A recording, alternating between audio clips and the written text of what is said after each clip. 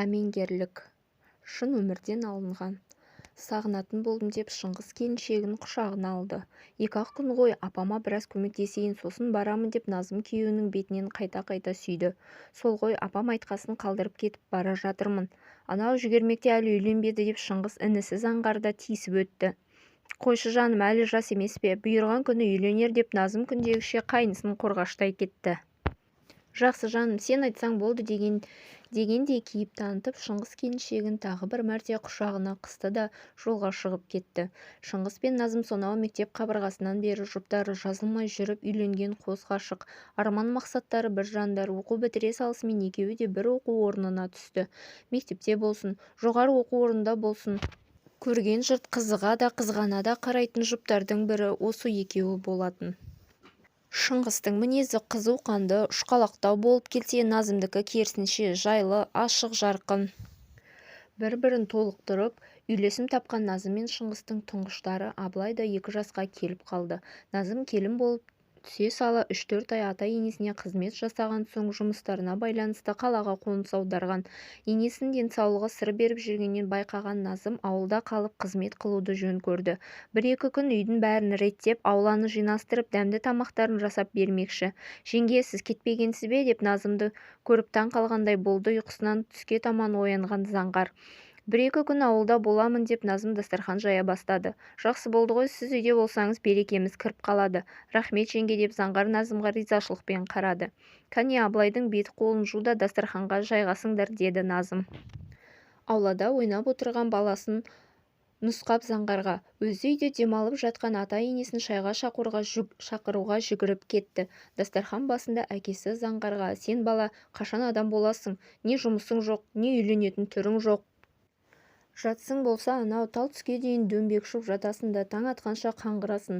Не ойлағаның бар осы сенің деп әкесі жан алқымнан алды Заңғарды. То әке, ішкен-жегенімді желкемнен шығардыңыз ғой. Бір күн тыныш шай тамақ ішеміз ба, бұл үйде әлде жоқ па деп Заңғар алдындағы кесесін итерді де тұрып кетті. Мен айтты дерсіңдер, мына балам адам болмайды деп әкесі бұрқылдап қалды. 2 күнде көзді ашып жұмғанша өте шықты. Таңмен бірге жарыса оянған Назым бұл атқан таң өзімен бірге қайғы мен қасірет ала келерінен бейхабар еді. Ата-енесінің батасын алып, сағынышын арқалап жолға шыққан Назым неге екені беймәлім, өзін жайсыз сезініп, жол бойы мазасызданумен болды. Шыңғысқа келе жатқанын хабарлап еді. Ол Назым мен баласын таксилер тоқтайтын тұрақтан күтіп алатынын айтты. Қалаға жетіп көліктен түскен Назым қалың жұрттың арасынан Шыңғысты таба алмады. Баласы мен әйелі оны күтіп тұрғанда Шыңғыс бір көше әріде соңғы демін алып, тосыннан келген соққыдан жан тапсырып үлгерген еді. Кеудесінде жаны бардың қабырғасын қайыстырып, Шыңғыстың жан азасы да өте шықты. Назым өз-өзіне келе алмай есеңгіреп жүрді. Тағдырына қарғыс айтып, күні-түні жылаумен болды. 25 жасында жесір атанып, Шыңғыстың моласын құшақтап қала берді. Әйтеуір әупіремдеп жүріп 40-ын да өткізді. Әкем қайда, әкемді сағындым деп былдырлаған баласына не дерін білмей қиналатын Назым. Енді не болмақ, енді біз қайтпекпіз деген сан мың сұрақтардың арасында шырмалып таң атқанша жасы жастығына төгіліп шығатын. Іштегі зар мұңымен арпалысып жүріп 3 ай уақытта өте шықты. Шыңғыс келместің мекеніне кеткелі Назым үшін уақыт тоқтап қалғандай. 3 ай тура 3 ғасырға татыды. Бірде дастархан басында Назым ата-енесіне, әке, апа, рұқсат берсеңіздер, мен осы үйде Шыңғыстың жылы өткенше қалғым келеді деді көзі жасқа толып. Қызым, бұл сенің де үйін, қанша қалам десең де өз еркің. Шыңғысымның көзі Абылайым тұрғанда мына бақ пен дәулет те сендердікі деп атасы да көз жасын бір сығып алды. Күндер жылжып өте берді. Назым тағдырына мойынсұнып баласы үшін, қарт ата-енесі үшін өз-өзін қолға алды. Көңілін аздап болсын алаңдату үшін ауыл мектебіне мамандығы бойынша тарих пәнінің мұғалімі болып орналасты. Бірде кеш бата аулада отырған ақсақал кемпіріне ойындағысын жайып салды. Әй бәйбіше, осы келін мен Заңғарды әмеңгерлік жолмен қоссақ қайтеді? Әне-міне дегенше Шыңғысымның жылы да жақындап қалды. Жылы өткен соң келін кетемге салса, Абылайымнан басқа біреулердің қасында жаутеңдеп өскенін қаламаймын. Мынау жүгермектің де үйленіп адам бола болатын түрі жоқ. Назымға да бауыр басып үйреніп қалдық. Сен қалай ойлайсың деген отағасына кемпірі. Балалармен ақылдасып сұрап көрейік деп қысқа қайырды. Ертесіне Заңғар мен Назымды ортаға алып әкесі ойымен бөлісті. Әмеңгерлік туралы ести салысымен Заңғар ашуға мініп айқайға салды. Бұларың не, естерің дұрыс па? Мен ағамның әйеліне қалай үйленемін деп қаны басына шауып үйден шығып кетті. Назым болса үстіне біреу су құйып жібергендей не істерін не айтарын білмей абдырап отырып қалды. Ол да Заңғар сияқты айғай-шу шығарып мына үйді басына көтергісі-ақ келді, бірақ тәрбиесі ондайға жібермеді. Бөлмесіне барып еңкілдеп жылай жөнелді. Заңғар 2-3 күн үйіне келмеді. Назым болса жылы сөзбен енесіне қарсы екенін жеткізді. 3 күн өткен соң ойын не кім өзгерткені белгісіз Заңғар ас үйде жүрген Назымға келіп күтпеген жерден «Үйленейік жеңге» деді, еш қаймықпастан. Заңғар «Сен несін, дұрыс па?» деп Назым сасқалақтап қалды. «Әкем дұрыс айтады. Абылайға менен артық ешкім қамқор бола алмас. Мен сізден артық еш нәрсе талап етпеймін, тек бала үшін осы дұрыс» деді де шығып кетті. Назым сол күннен бері өзін тығырыққа тірелгендей сезінді. Кетіп қалайын десе қарт ата-енесін аяды. Не болса да анасына хабарласып мән-жайды жайып салды. «Қызым, өмір сенікі, өзін қара енді. Бұл заманда әмеңгерлік деген ақылға қонбайтын жағдай. Бір жағынан Абылайға сол кісілерден артық ешкім жоқ. Ел-жұрт не дейді деп уайым жеме. Қайсы біріне қақпақ боласың ботам» деп анасы да шешімді Назымға қалдырды. Назым әр ойланып бер ойланып баласы үшін тәуекелге бел буып келісім берді. Шыңғыстың алдында өзін кінәлі сезініп те жүрді. Ауыл молдасына некелерін қидырып, аудан орталығына барып заң бойынша некеге тұрып, мүмкін емес нәрсе мүмкінге айналып көзді ашып жұмғанша Заңғар мен Назым ерлі-зайыпты атанып шыға келді. Бір үйде тұрса да Назым мен Заңғар бір-бірінен ыңғайсызданып қашқақтайды. Некелері қиылғанымен Назым өз бөлмесінде, Заңғар өз бөлмесінде тұрақтап жүрді. Заңғар сол баяғыша таң атқанша жоқ болып кететін әдетін қоймады. Кеш бата кетіп, таң ата келетін. Бірде түскі уақытта Заңғар Назымды әріптесі Нұрланмен емен-жарқын көшенің ортасында сөйлесіп тұрғандарын көріп, неге екені өзіне де беймәлім. Заңғар ашуланып кетті. Қызғанды ма, әлде басқа ма? Әйтеуір Заңғар дел-сал күйге түсті. Сол күннен бастап Заңғар Назымға өзгеше көзқараспен қарай бастады. Кешке ыдыс жуып тұрған Назымның жанына Заңғар келіп, «Бағана сені Нұрланның жанында көрдім» деді, су ішкен кейіпте бокалға су құйып жатып. «Иә, түсте жұмыстан бірге қайттық» деді Назым жайбарақат. «Сонша не айтты, мәз боп тұрдың ғой» деді Заңғар қабағы қатуланып. «Жай ғой, мектептегі балалардың қылығына күліп» деп Назым тосыннан қойылған сұраққа не деп жауап берерін білмей қалды. Заңғар өткір жанарымен біраз Назымнан көз алмай тұрды да үндемей сыртқа шығып кетті. Назым болса Заңғардың бұл іс-әрекетін байыбына бара алмай ойланып қалды. Шаруасын бітіріп, бөлмесіне келген Назым төсегінде дөңбекшіп жата алмаған соң сыртқа шығып таза ауа жұтпақшы болды. Пысылдап жатқан ұлын құштарлана иіскеді де далаға шықты. Шарбақта отырған Заңғарды көріп таң қалды. Әдетте бұл кезде Заңғарды үйден кездестіру мүмкін емес. Достарының көлігіне мінеді де таң атқанша жоқ болады. «Сен үйдемісің?» деп Назым таңдана Заңғарға қарады. «Кел отыр» деп Заңғар әрі жылжып орын босатты. Назым үндемей барып қасына жайғасты. «Абылай ұйықтап жатыр ма?» деген Заңғарға Назым «Бағана ұйықтап қалған» деді. Күрсіне екеуі біраз үнсіз отырды. Арада орнаған тыныштықты Заңғардың «Осы әріптесін Нұрлан бойдақ емес пе еді?» деген сауалы бұзды. Заңғардың бұл сұрағы Назымға бір түрлі естілді. «Бойдақ, оны неге сұрадың? Бүгіндікке Нұрлан аузыңнан түспеді ғой» деді Назым даусын көтеріңкіреп. Заңғар Назымның бұл сөздерін елемегендей «Жұмыстан шық, ертеңнен бастап мен жұмысқа шығамын, менің табысым жетеді» деді де орнынан тұрып кетіп бара жатыр еді. «Шықпаймын, біреуге масыл болғым келмейді» деді Назым. Бұл жауапқа Заңғардың ашуы келгенімен ол үндемей үйге кіріп кетті. Бөлмесіне келіп ашуын әрең басты. «Есіңді жи, әу бастан-ақ бала үшін үйлендің емес пе?» деп өз-өзіне іштей сөйлеп алды. Көңіліндегі Назымға деген пайда болған сезімді ақылы мойындай қоймағанымен, жүрегі сол күн-ақ махаббат пен қызғаныштың екпініне жығылып үлгерген еді. Күннен күнге Заңғардың сезімі мен құштарлығы арта берді.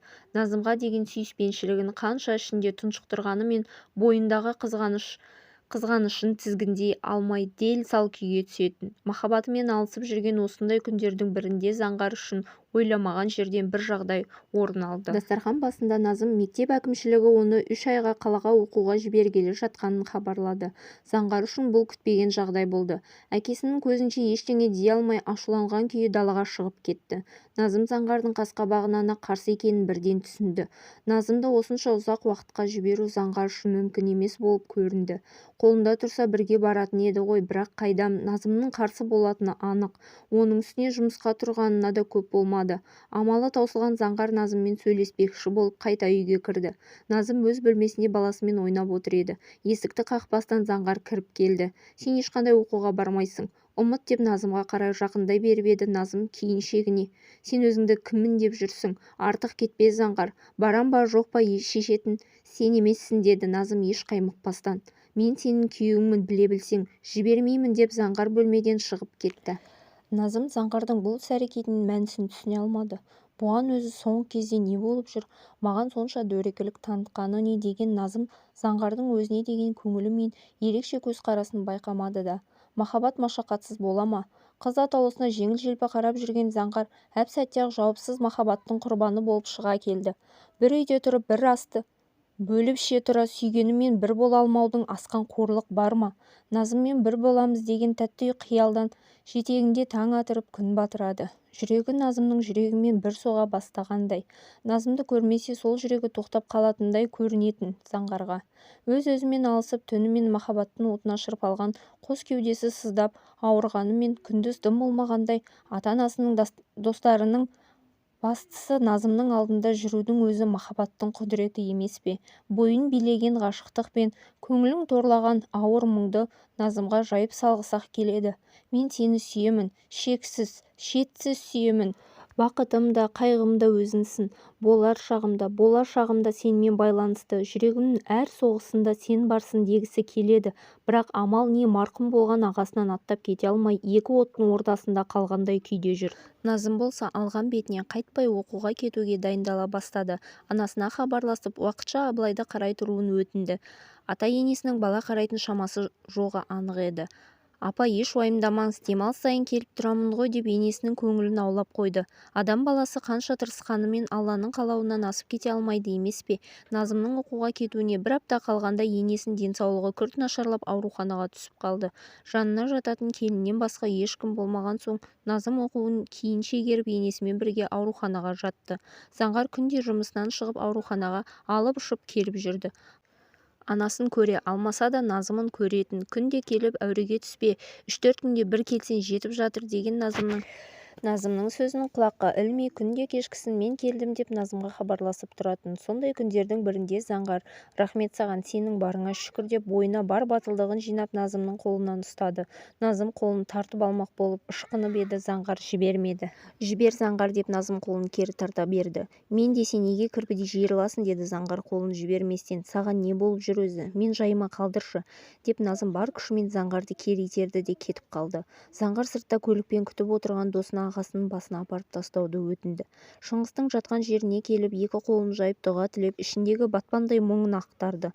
Аға, сен де маған өкпелісің бе? Мына ақымақ ініңді жөнге салатын сенің жоқтығың-ай. Есі ауысқан адамдай мына есуас халімді қайтпекпін аға. Махаббатының алдында осыншалық қауқарсыз болардай әлсіз бе еді мына інің?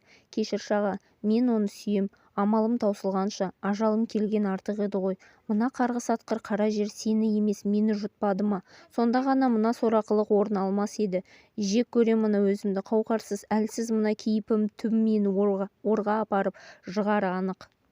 Маған көмектесші аға, мен енді не істеймін деп ағасының моласының басында ұзақ отырды. Мұңын шағып, бір жылады, бір күлді, әйтеуір бір сәтке жеңілдегендей болып үйіне келді. Біраз күннен кейін Назым да енесімен бірге үйлеріне оралды. Таң атқаннан кеш батқанша үй жұмыс деп жүгіріп жүрген Назым соңғы күндері өзін жайсыз сезініп әлсіреп жүр. Түні бойы қызуы көтеріліп ұйықтай алмай таңертең төсегінен әрең тұрып жүргеніне бірнеше күн болды. Бүгінде қабырғаны жағалап бөлмесінен әрең шықты. Бозарып өңі қашып кеткен Назымды көрген Заңғар, Назым саған не болған деп жақындай беріп еді. Назым әлсіреп барып жерге отыра кетті. Заңғар Назымды көтеріп төсегіне қайта жатқызды. Бүгін жұмысқа бармай-ақ қой, өзім ескертемін бастығыңа. Жатып демал, Мен де жұмыстан сұранармын, түске дейін күтейік, болмаса ауруханаға апарамын деп Заңғар ұйықтап жатқан Абылайды көтеріп шығып кетті бөлмеден. Ас үйге барып таңғы ас дайындап күндегі Назымның бар шаруасын өзі жасады. Тұр аздап әлденіп ал, мүлде әлсіреп қаларсың деп Заңғар Назымға таңғы ас алып келді. Назымның тіптен сөйлеуге мұршасы келмеді. Заңғар оны ыңғайландырып отырғызып аса ұқыптылықпен тамағын өзі берді. Заңғардан осындай қамқорлық көрген Назымның аздап болса іші жыли бастады. Сағат тілі түскі уақытқа жақындаса да Назымның жағдайы нашарламаса жақсарған жоқ. Заңғар бір сәтке де жанынан кетпеді. Қайта-қайта қызуын өлшеп, дәрісін беріп әлек болып жүр. Назым, тыңдашы, бұлай болмайды. Мен жолдас балама хабарласып қойдым, қазір келеді, ауруханаға барайық. Жарай ма деген Заңғарға Назым келіскендей басын изеді. Заңғар Назымды қолына көтеріп көлікке отырғызды да өзі жанына жайғасты. Маңдайынан ұстап көріп еді, ыстық шарпып тұр екен. Денесі оттай болып тұрса да Назым тоңғанын қалшылдай бастады. Заңғар бар батылдылығын жинап Назымды құшағына алып құшақтап алды. Жол бойы Назымның есі шығасыл кіресі болып келді. Заңғар болса өмірінде бірінші рет Назым үшін қатты уайымдап дұға қылып келеді. Керек десең сен үшін өмірімді беремін, тек сен ауырмашы деп күбірлей берді. Аурудан әлсіреп есінен танардай болып келе жатқан Назымды құшағына қыса берді. Ауруханаға әкелген бойда дәрігерлер Назымды палатаға жатқызып түрлі сараптамалар жасай бастады. Заңғар болса Назымның жанынан бір қадам әрі кетпеді. Қолын ұстаған күйі отыра берді. Қорқыныш пен белгісіздіктің екі ортасында амалы таусылып отырғанда дәрігер кіріп келді. Сіз кімі боласыз, деді дәрігер Заңғарға қарап. Мен күйеуі деп Заңғар сасқалақтап қалды. Онда менімен жүріңіз, сізбен сөйлесу керек деп дәрігер Заңғарды өз кабинетіне ертіп алып кетті. Тыңдаңыз, әйеліңіздің жағдайы көңілге қонымсыз болып тұр. Әзірге дөп басып, еш нәрсе айта алмаймын.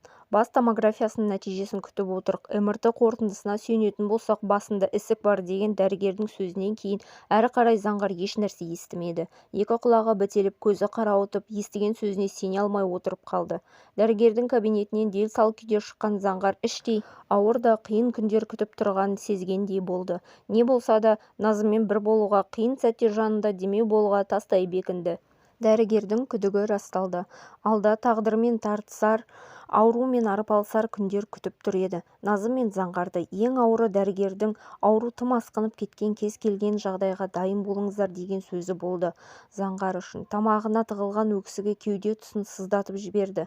Назым бойын билеген дерт жайлы білгенде қаққан қазықтай қимылсыз, үнсіз ғана жылай берді.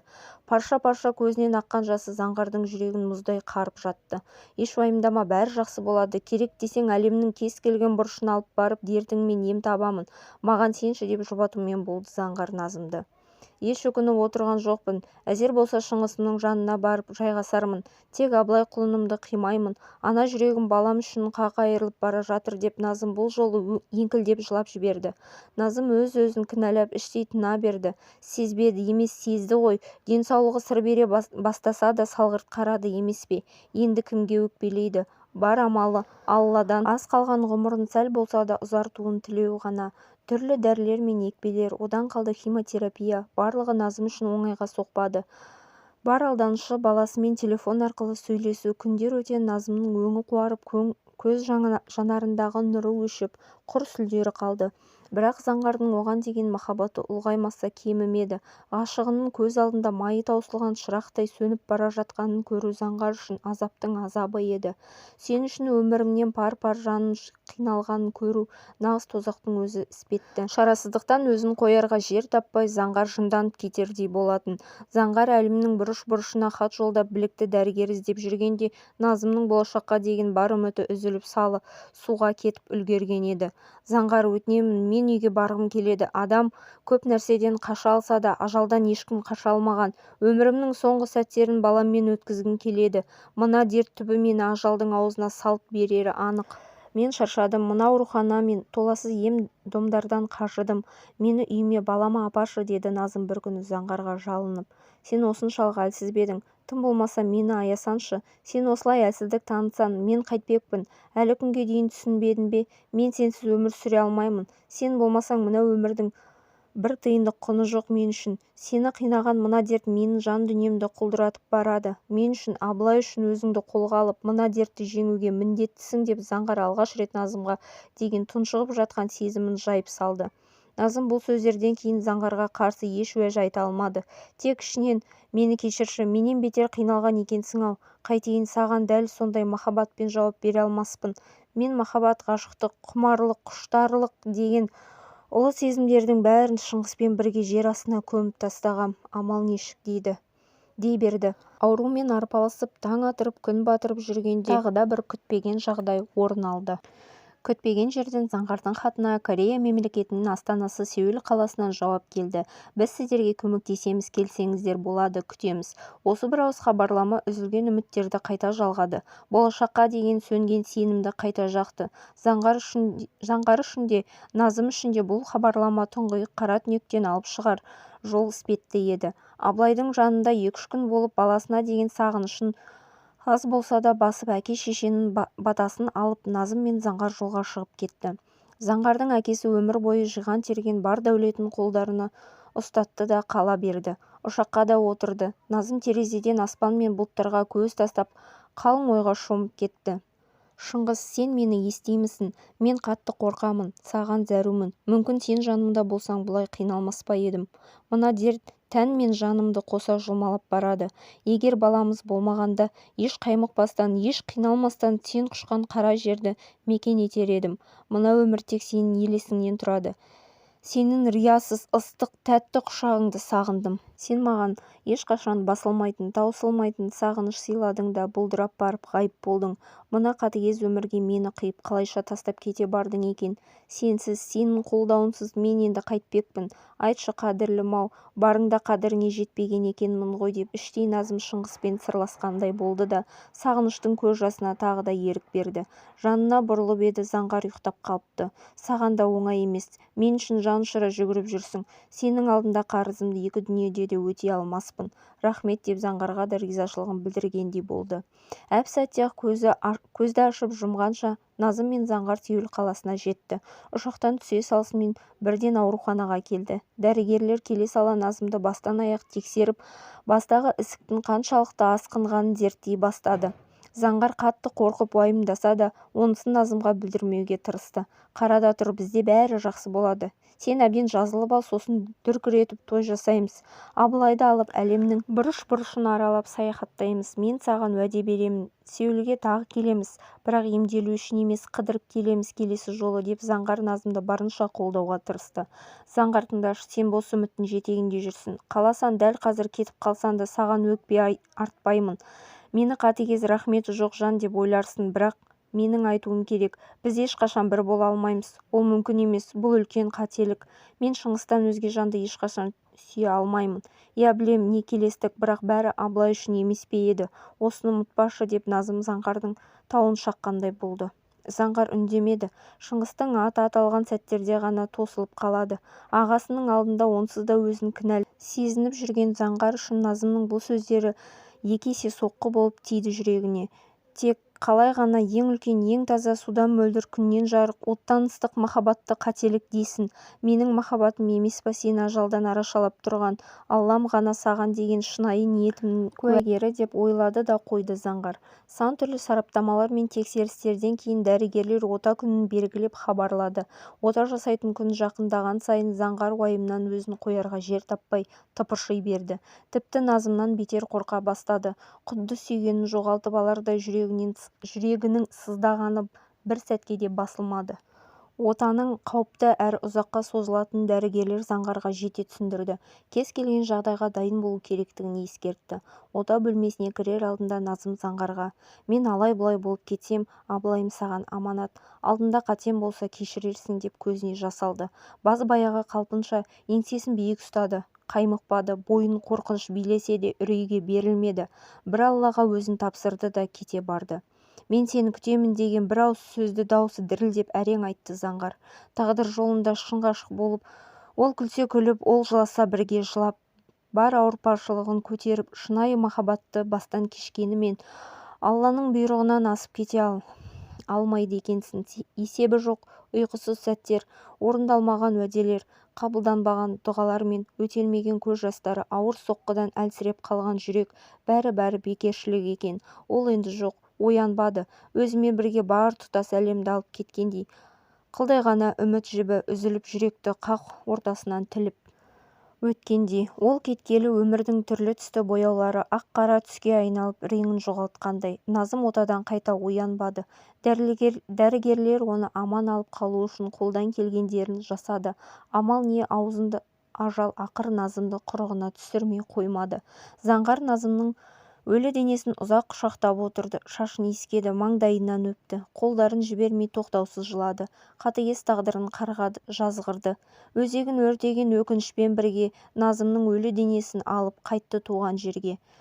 Өтініші бойынша Шыңғыстың жанына жерлеп сүйгенімен мәңгіге қоштасты. Қош бол жүрегім, мендік болмай кеткен меншігім. Сен мәңгі жүрегімде өшпес естелік болып қаласың. Бар әлем сені ұмытса да, менің саған деген махаббатым мәңгілік деп Заңғар Назымды қара жерге табыстады. Айлар жылжып, жылдар өтті. Заңғар болса өткенін естелігіне арыла алмай, қазіргі таңға дейін жалғыздықты жанына желеу қылып келеді. Назымның аманаты Абылайға арнағандай бар ғұмырын, мүмкін болашақта өз теңін тауып үйленіп бала шағалы болар, бірақ Назымға деген махаббаты жүрегінде мәңгі сақталары хақ. Достар, бұл әңгімені баяндап берген адам Назымның есімі өзгертілген туған әпкесі, арамызда бәрін оқып отыр. Оқиға немен аяқталды өмірде, солай баяндап бердім. Айыптап сөкпеңіздер. Біздің қазақ халқының әмеңгерлік салт-дәстүрін қазіргі таңда 21 ғасырда қолдайсыздар ма, жоқ па, өз ойларыңызды комментарийға жаза кетіңіздер.